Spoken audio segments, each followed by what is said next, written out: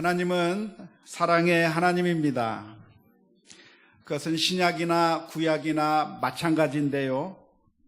종종 사람들은 신약의 하나님은 사랑의 하나님인데 반해서 구약의 하나님은 잔인하고 무서운 하나님이라고 그렇게 오해하는 경향들이 있습니다. 2세기에 말시온이라고 하는 사람이 있었는데요. 그 말시온이라는 사람은 성경을 읽으면서 구약의 하나님은 잔인한 하나님이라고 말하고, 그래서 우리가 구약 성경은 갖다 내버려야 된다고 그렇게 주장하기까지 한 사람이 있었습니다. 실제로 신약 성경을 보면 예수님께서 사랑의 말씀을 많이 해주시죠.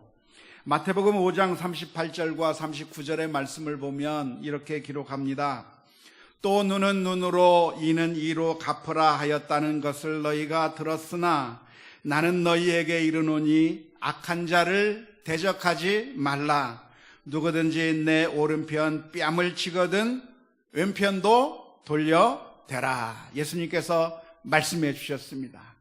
그러니까 신약 시대에서는 정말 원수까지도 사랑하는 것을 말씀하고 계시는 반면에, 구약에서는 원수들을 핍박하고 원수들을 멸절하고 진멸하는 이야기가 나오니까 구약에서는 잔인한 하나님처럼 느껴지겠지만, 그러나 성경을 자세히 읽어보면 구약도 사랑의 하나님의 말씀이라고 하는 사실을 우리가 쉽게 발견할 수가 있습니다.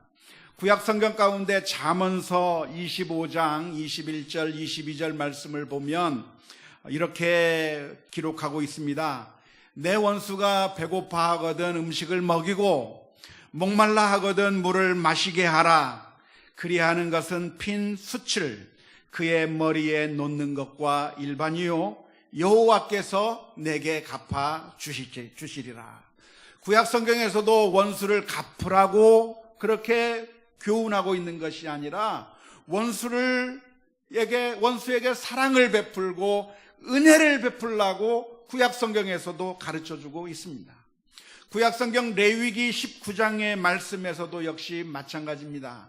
레위기 19장 18절 말씀을 보면 원수를 갚지 말며 동포를 원망하지 말며 내 이웃 사랑하기를 내 자신과 같이 사랑하라. 나는 여호와이니라.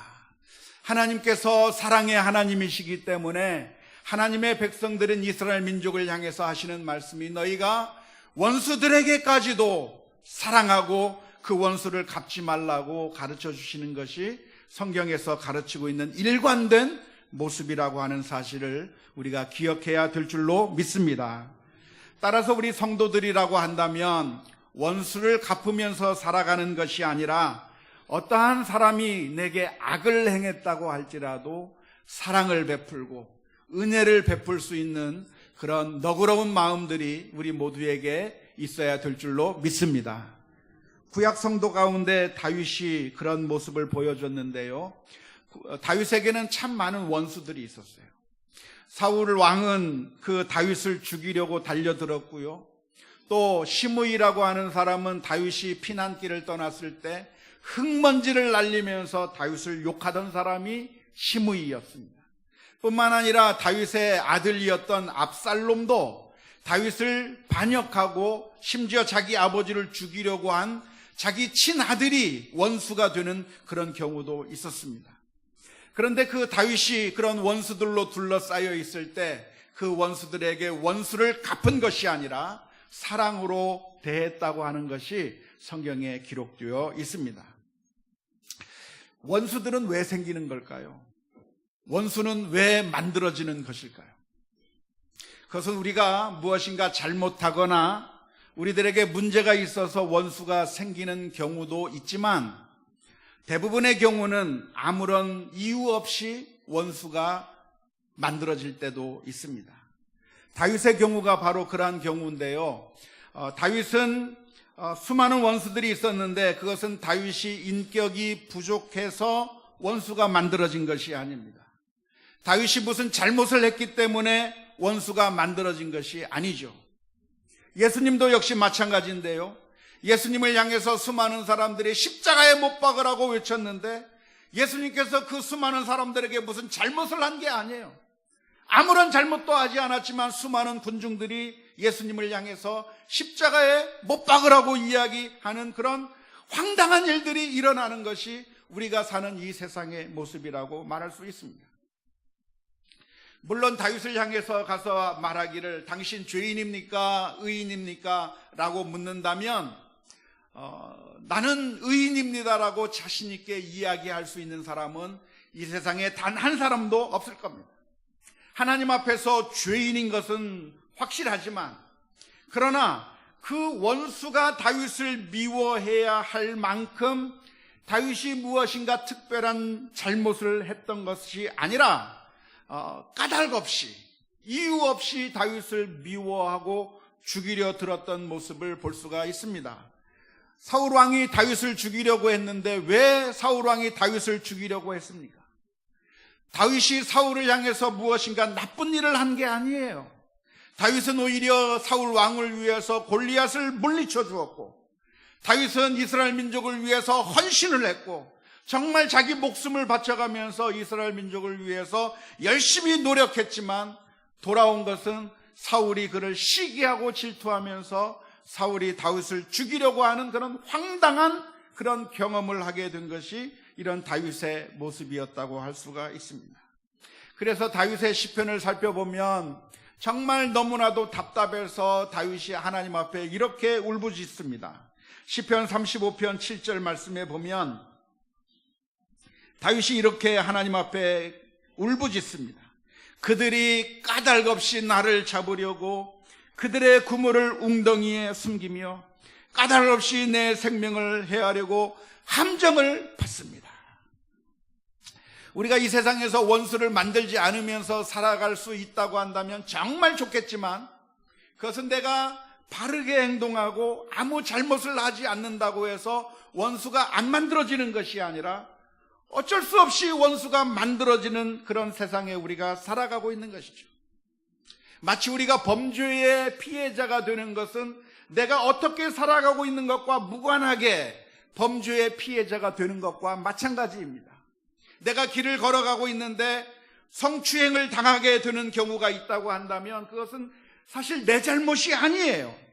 내가 품행이 단정치 못하던가 무엇인가 문제가 있어서 그런 일을 당하는 것이 아니라 그냥 살다 보면 그런 우연히 일을 당하게 되는 것과 마찬가지고, 우리 집에 도둑이 들거나 내가 강도를 만나게 되는 것도 역시 마찬가지인데, 내가 무엇인가를 잘못해서 도둑이 들거나 내가 무엇인가를 잘못해서 강도의 피해를 당하는 것이 아닐 겁니다. 그냥 살다 보면 그런 해를 당하게 되는 것과 마찬가지로 우리에게 원수가 생기는 것은 거룩하고 의롭고 신실하게 살아가는 성도들에게 일어나지 않는 일이었으면 좋겠지만, 우리가 살아가는 가운데 그런 일들이 많이 생길 수 있다고 하는 것이 우리가 경험하는 이 세계의 현실이라고 말할 수가 있습니다. 그럴 때 어떻게 해야 될 것인가? 다윗은 원수를 원수로 갚지 않고 악을 악으로 갚지 않고 용서하고 사랑으로 대하고 은혜를 베푸는 그런 놀라운 믿음의 결단을 보여주었는데, 이러한 태도야말로 우리 성도들이 본받아야 될 자세라고 하는 사실을 기억할 수 있기를 주님의 이름으로 축원합니다. 물론 우리가 다윗이 쓴 시편을 보면 조금 고개를 갸우뚱하게 만드는 시편이 있습니다. 왜냐하면 다윗이 사울을 용서하기도 했고 시므이를 용서하기도 했고 그런 너그럽고 아량이 넓은 모습을 보여주었는데, 시편을 읽어보면 다윗의 속마음이 아주 적나라하게 드러나 있는 시편이 있기 때문에 그렇습니다. 그 시편을 가리켜서 종종 뭐라고 부르냐면 저주의 시라, 그렇게 부르는 시편들이 시편 가운데 있습니다. 예를 들면 시편 109편이 바로 그러한 시편인데요. 109편 9절부터 13절의 말씀을 보면 다윗이 자기의 원수를 향해서 하나님 앞에 이렇게 기도를 합니다. 그의 자녀는 고아가 되고 그의 아내는 과부가 되며 그의 자녀들은 유리하며 구걸하고 그들의 황폐한 집을 떠나 빌어먹게 하소서. 고리대금을 하는 자가 그의 소유를 다 빼앗게 하시며 그가 수고한 것을 낯선 사람이 탈취하게 하시며 그에게 인애를 베풀 자가 없게 하시며 그의 고아에게 은혜를 베풀 자도 없게 하시며 그의 자손이 끊어지게 하시며 후대에 그의 이름이 지워지게 하소서. 다윗이 자기의 원수를 향해서 원수를 놓고서 하나님 앞에 기도하기를 저 원수를 하나님 심판해 주십시오. 그래서 하나님께서 그 원수를 죽여버리시고 그 자녀들도 완전히 망하게 하시고 재산도 다 빼앗겨 버리게 하시고 완전히 그 사람을 박살내달라고 그렇게 기도하고 있는 내용이 시편 109편의 말씀인데, 이런 저주의 시가 시편 가운데 여러 편이 들어있습니다. 그래서 아마 사람들이 질문을 던집니다. 과연 다윗이 용서한 건 맞나? 사울을 용서하고 자기의 원수들을 용서하는 모습을 보여주었는데, 그런데 다윗의 속마음이 드러난 이 시편에서는 그 원수들을 저주하고 하나님 그들을 심판해달라고 하는 그 모습을 보면서 과연 다윗이 용서를 제대로 했는가 하고 질문을 던지게 되는 경우가 있습니다. 하지만 오늘 이 시편을 우리가 이해하는 방법이 있다고 한다면 몇 가지 방법으로 이해할 필요가 있겠습니다. 첫 번째 이해할 수 있는 방법이 무엇이냐면, 기도라고 하는 것은 정답을 말하는 것이 기도가 아니라 사실은 우리들의 솔직한 감정을 토로하는 것이 기도라고 하는 사실을 먼저 이해할 필요가 있습니다. 우리 성도들은 부처가 되는 것이 그게 목적이 아니에요. 그렇게 될 수도 없어요. 우리가 감정을 초월하면서 마치 아무 일도 일어나지 않은 것처럼 누군가 나를 미워하고 누군가 나를 힘들게 하고 괴롭게 하는데 그러한 일이 있을 때 마치 아무 일도 없는 것처럼 그저 초연하게 그렇게 살아갈 수 있는 사람은 이 세상에 단 한 사람도 없습니다. 기도하는 것도 하나님 앞에 기도할 때 정답을 이야기하는 것이 기도가 아니라 사실은 우리들의 속마음을 솔직하게 이야기하는 것이 그게 기도인 거죠. 그래서 우리의 기도는 우리들의 속마음을 솔직하게 하나님 앞에 내어놓는 겁니다. 하나님, 슬픔을 당하면 슬픈 게 정상이에요. 누군가 나를 괴롭히면 괴로워하는 게 정상이에요. 사울이 자기를 죽이려고 할 때 그때 얼마나 괴로웠겠어요. 사람들이 자기를 향해서 돌을 던지려고 할 때 얼마나 힘들었겠어요. 그 힘들고 있는 그 상황 가운데서 하나님 저들을 사랑해 주시고, 그런 기도가 나오기가 어려운 것이죠. 우리는 아무런 감정이 없는 동물이 아니라 감정이 있기 때문에 누가 힘들게 하면 힘든 것이고 아프게 하면 아픈 것이고, 그런 심적인 압박과 고통 가운데서 하나님 앞에 갈 때 마치 아무 일도 없는 것처럼 하나님 나 괜찮아요, 그렇게 기도하는 것이 아니라 하나님 앞에 자신의 솔직한 마음을 고백하는 것이 기도라고 하는 사실을 우리가 먼저 기억해야 될 줄로 믿습니다. 다윗은 그 하나님 앞에 나아가서 기도하는 것이, 하나님 저 원수를 하나님께서 판단해 주십시오. 지금 이 세상에서 원수가 승리하고 있고 저 원수가 떵떵거리면서 살아가고 있는데 하나님께서 시시비비를 제대로 잘 가려주십시오라고 기도하는 겁니다. 만일 다윗이 의인이냐 죄인이냐라고 묻는다고 하면 내가 의인입니다라고 고백하기는 어려울 겁니다. 모든 사람들이 다 마찬가지죠. 당신이 의인입니까 죄인입니까 라고 묻는다면 우리 가운데 그 누구도 나는 의인이라고 이야기할 수 있는 사람은 단 한 사람도 없어요. 다 죄인이기 때문에 그렇죠. 하지만 어떤 사람과 어떤 사람 사이의 관계 가운데서 누가 옳고 누가 그른가는 판단할 수가 있는 것이죠. 어떤 장난감이 하나 있는데 이 장난감의 주인은 착한 사람이 주인이겠습니까? 나쁜 사람이 주인이겠습니까? 누가 주인이죠? 착한 거하고 나쁜 거하고는 아무 상관이 없어요. 주인이 주인인 거예요. 그렇죠? 지금 다윗이 말하고 있는 것은 하나님 정의를 좀 실현해 주세요. 하나님 이 문제 좀 해결해 주세요. 지금 이야기하고 있는 것은 무엇이냐면, 하나님, 나는 거룩하고 의롭고 나는 완벽하게 깨끗한 사람입니다를 말하는 것이 아닙니다. 하나님 앞에 서면 나는 죄인이고 하나님 앞에 서면 나는 더러운 사람임에 틀림이 없습니다. 하지만 적어도 하나님, 이 장난감은 내 거예요. 내 건데 왜 저 사람이 가지고 있습니까? 왜 정의가 이 세상 가운데서 일어나지 않고 있습니까? 하나님께서 정의를 이루어 주시고 이것은 제 주인에게 주시고, 하나님께서 주인의 것을 탈취한 저 사람에게서는 빼앗아 달라고 요구하는 것이 지금 다윗이 하나님 앞에서 솔직한 감정을 이야기하고 있는 것이라고 말할 수가 있는 것이고, 우리도 사실 그런 기도를 하나님 앞에 드릴 수가 있을 것이라고 생각을 합니다. 더 나아가서 우리가 이 저주의 시를 이해할 수 있는 두 번째 방법이 있다고 한다면, 그것은 적어도 내가 내 손으로 원수를 갚지 않겠다고 하는 다짐이 그 기도에 들어 있습니다. 누군가 나를 힘들게 할 때, 누군가 나를 괴롭게 할 때 내가 내 손을 들어서 그 사람에게 원수를 갚아버리고, 누군가 나를 상하게 하면 더 갚아주면서 내가 스스로 원수를 갚는 것이 아니라, 저주의 시를 하는 이유가 무엇이냐면, 하나님 앞에 이런 기도를 드리는 이유가 있다면, 하나님, 적어도 내 손으로 원수를 갚지는 않겠습니다. 이 문제를 내가 내 손으로 갚지를 않겠습니다. 하나님께서 판단해 주시고, 이 정의의 문제, 누가 이 장난감의 주인이냐의 이 문제를 하나님께서 판단해 주시고 하나님께서 공의롭게 판단해 주실 것을 원하는 그런 고백의 기도가 이런 저주의 시 가운데 들어 있다고 믿습니다. 오늘 우리가 그런 기도를 할 수도 있겠지만, 그러나 성경 전체에서 가르쳐 주시고 있는 하나님의 권면이 있다고 한다면, 그것은 우리가 원수를 사랑해야 한다고 하는 것입니다.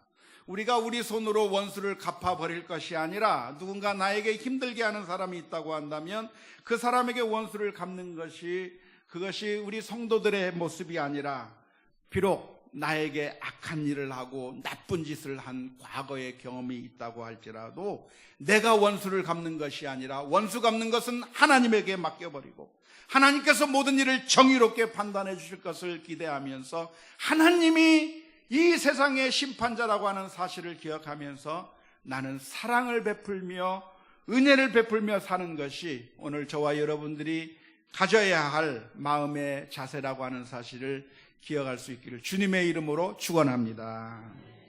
오늘 본문의 말씀을 보면 이스라엘 민족을 침략했던 아람 군대의 이야기가 기록되어 있습니다.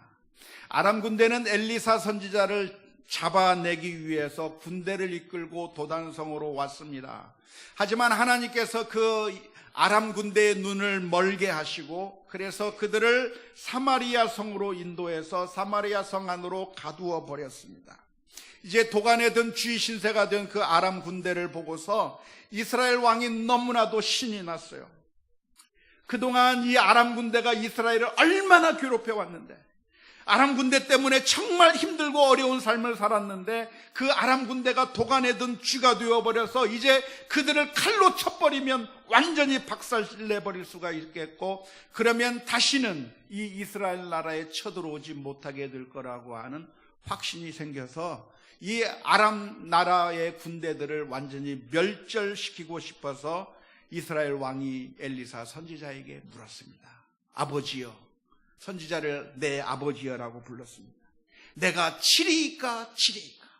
두 번씩 반복하는 것은 정말 그 강조의 의미가 있는데요, 정말 이 아람 군대를 완전히 물리쳐서 죽여버리겠다고 하는 그 열정과 흥분을 담아서 내가 이 백성들을 쳐버릴 거라고 물어버렸습니다. 그럴 때 엘리사 선지자는 이렇게 대답을 했습니다. 열왕기하 6장 22절의 말씀입니다. 대답하되 치지 마소서. 칼과 활로 사로잡은 자인들 어찌 치리이까. 떡과 물을 그들 앞에 두어 먹게 하시고 그들의 주인에게로 돌려 보내소서 하는지라. 지금 완전히 도간에 든 쥐와 같은 그 아람 군대를 죽여버리면 완전히 박살낼 수 있고, 다시는 아람 군대가 못 쳐들어오게 만들 수 있는 그 황금과 같은 기회에 이 엘리사 선지자는 말하기를 그들을 죽이지 말고 오히려 떡을 먹이고 물을 먹이고 자기 본향으로 돌아가도록 그렇게 선하게 대하라고 가르쳐 주었습니다. 결국 그래서 왕이 어떻게 행동을 했습니까? 열왕기하 6장 23절의 말씀을 보면 이렇게 기록합니다. 왕이 위하여 음식을 많이 베풀고 그들이 먹고 마심에 놓아 보내니 그들이 그들의 주인에게로 돌아가니라. 이로부터 아람 군사의 부대가 다시는 이스라엘 땅에 들어오지 못하니라. 그들에게 사랑을 베풀고 떡을 먹이고 물을 대접한 후에 그들을 선대하게 돌려보냈을 때 다시는 아람 군대가 이스라엘 민족 안으로 쳐들어오지 못하게 되었다고 하는 해피엔딩의 이야기를 오늘 본문에서 기록하고 있습니다. 이 이야기를 살펴보면서 우리는 구약성경 창세기에 기록되어 있는 한 이야기를 떠올릴 수가 있습니다. 누구의 이야기죠? 야곱의 아들들의 이야기입니다. 야곱의 딸 가운데 디나가 세겜이라고 하는 곳에 마실을 나갔다가 거기서 겁탈을 당하게 됐습니다. 세겜 지방의 추장에게 겁탈을 당했어요. 그래서 이 야곱의 아들들이 디나의 형제들이 너무나도 화가 났습니다. 자기 누이를 치욕을 보여준 이 세겜 사람들을 어떻게 할 것인가 이를 갈고 있는 그 순간에 세겜이 사람을 보내가지고 협상을 하자고 온 겁니다. 우리가 서로 결혼을 했으면 좋겠다. 당신의 딸을 우리들에게 주면 우리가 결혼을 하고 당신 디나를 내가 사랑하니까 내가 디나랑 결혼할 뿐만 아니라 우리 민족이 당신네 민족과 함께 서로 통혼하면서 우리가 한 민족이 되었으면 좋겠다고 그렇게 화해의 제스처를 보내주는 겁니다. 그러자 야곱의 아들들은 그 순간에 꾀를 냈어요. 오케이, 그렇게 하겠다고 이야기를 하면서 한 가지 조건을 내겁니다. 우리는 할례받은 민족인데, 이스라엘 민족 하나님의 백성인데 할례받지 않은 민족과 결혼할 수 없습니다. 그러므로 우리 민족과 결혼하려면 당신네 민족 전체가 다 할례를 받으면 그러면 디나를 당신에게 주겠다고 제안을 합니다. 너무나도 좋아서 세겜이라고 하는 그 주장의 아들은 디나가 너무나도 좋아서 자기 민족들을 설득을 합니다. 우리가 할례를 받게 되어서 그래서 우리가 결혼을 할 수 있게 된다면 그러면 저 민족과 우리 민족이 하나가 되고 장사도 잘하게 되고 그래서 우리가 서로 윈윈하는 것이 아니겠는가 하면서 그 자기 민족을 다 설득시켜서 모든 남자로 하여금 할례를 받게 했는데 할례 받고 3일째 되는 날 너무나도 아파서 거동도 못하고 있을 때 야곱의 아들들이 그 마을에 들어가서 모든 남자아이들을 다 죽여버려요. 원수를 갚아버려요. 그래서 다 끝나고 이스라엘이 승리하고 모든 문제가 해결되었더라. 그러면 얼마나 좋았겠어요. 그렇게 해서 해결된 것이 아니라 세겜의 주변의 민족들이 들고 일어난 겁니다. 자기 민족을 이렇게 죽인 이스라엘 민족, 야곱의 가족들을 그냥 둘 수 없다 그러면서 모든 민족이 일어나 야곱 가정을 죽이려고 하는 그런 전선에 나가게 돼서 결국 야곱과 그의 아들들은 어디로 피하게 되었죠? 베델이라고 하는 것으로 피하게 되었다고 하는 이야기가 창세기에 기록되어 있습니다. 간디가 이런 말을 했어요. 인도의 성자라고 하는 간디가 성경의 이야기를 빌어서 이런 얘기를 했는데요. 만일 눈에는 눈이라고 한다면 온 세상 사람들이 모두 소경이 되고야 말 것이다. 원수를 갚으면 그것으로 끝나는 것이 아니라 원수 갚는 것이 또 원수 갚는 것을 낳고 원수 갚는 것이 또 원수 갚는 것을 남겨서 결국에는 모든 사람들이 다 소경이 될 정도로 그 세상은 모든 문제가 해결되는 것이 아니라 모든 그 절망 가운데 빠지게 될 것이라고 이야기했는데 그 말은 사실인 줄로 믿습니다.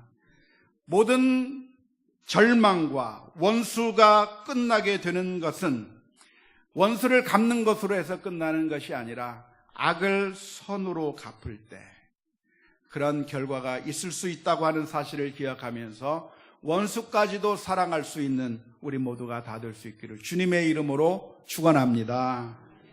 물론 항상 좋은 결과만 나타나는 것은 아닙니다. 그렇게 좋은 결과가만 나타난다면 원수를 사랑하겠죠. 하지만 원수를 사랑하게 되면 이 세상에서는 좋은 결과가 나타나는 것이 아니라 오늘 열왕기하 6장에서는 좋은 결과가 나타났다고 기록하고 있지만 현재 우리가 사는 실생활에서는 좋은 결과가 나타나는 것이 아니라 오히려 나를 깔보고 무시하고 더 나쁜 짓을 하게 되는 결과로 빚어질지도 모릅니다. 그러면 어떻게 할까요? 그러면 그때 가서 원수를 갚을까요? 그게 아니라 우리는 원수를 갚지 말고 사랑해야 될 줄로 믿습니다. 왜 그렇죠? 그것이 하나님의 명령인 줄로 믿습니다. 안타깝게도 우리들은 이중적인 모습을 가지고 살아갑니다. 성경을 읽고 하나님의 말씀을 묵상하고 교회 안에서는 원수를 사랑하라고 하는 이야기를 듣습니다. 하지만 실제로 우리들의 삶 가운데서는 원수를 사랑하기보다는 원수를 갚는 것이 훨씬 더 편한 것이 우리들의 모습인 거죠. 실제로 교회의 모습에서도 그런 모습들이 많이 일어납니다. 원수를 사랑하는 것이 아니라 원수는 물리쳐야 될 대상이고 원수는 박해하고 비난하는 것이 당연하다고 생각하면서 우리는 살아갑니다. 예를 들자면 동성애자들을 집회하는 곳에 가서 그들에게 욕을 하고 비난하고 인분을 뿌려댑니다. 진리를 수호해야 된다고 하는 그런 생각 때문에 그렇습니다. 이단들이 몰려와 데모를 한다고 하면 그 이단들을 향해서 욕하고 비난하고 그들과 싸우려고 듭니다. 왜냐하면 진리를 수호해야 하니까요. 교회 내에서 분쟁이 있으면 우리 편이 승리하기 위해서 서로 상대방을 향해서 비난하고 욕하고 소송을 겁니다. 진리를 사수해야 되고 정의를 사수해야 되니까요. 그런데 예수님께서 우리들에게 원수를 사랑하라고 하는 그 말씀은 어디에 가버린 거예요? 오해하지 마십시오. 동성애를 인정해야 된다고 하는 말씀이 아니에요. 이단들도 인정해야 된다고 하는 그런 말씀은 아닙니다.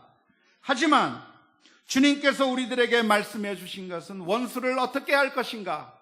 원수를 향해서 화내고 분노하고 비난하고 욕하고 그래서 그들을 발짓 밟아 버려서 승리해야만 그래야 하나님의 이름이 승리하는 것이 아니라 오히려 사랑하고 선대하고 은혜를 베푸는 것이 주님께서 우리들에게 가르쳐 주신 그 말씀이라고 하는 사실을 분명하게 기억할 수 있기를 주님의 이름으로 축원합니다.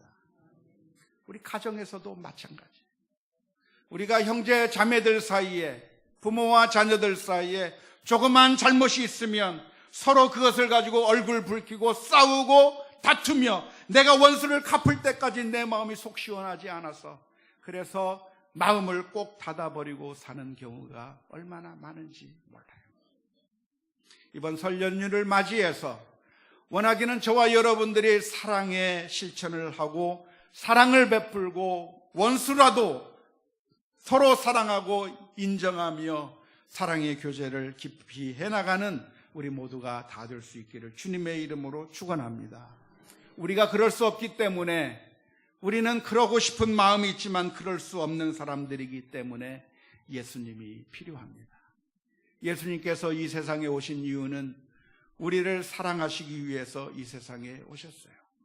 우리가 하나님의 원수 되었지만 하나님께서는 우리가 원수 된 것을 보시고 그 마음을 꽉 닫아버리고 우리에게 아무 사랑도 더 이상 주지 않기로 결단한 것이 아니라 놀랍게도 그 주님께서 우리에게 한없는 끝도 없는 사랑을 베풀어 주셨기 때문에 저와 여러분들이 구원을 받은 줄로 믿습니다.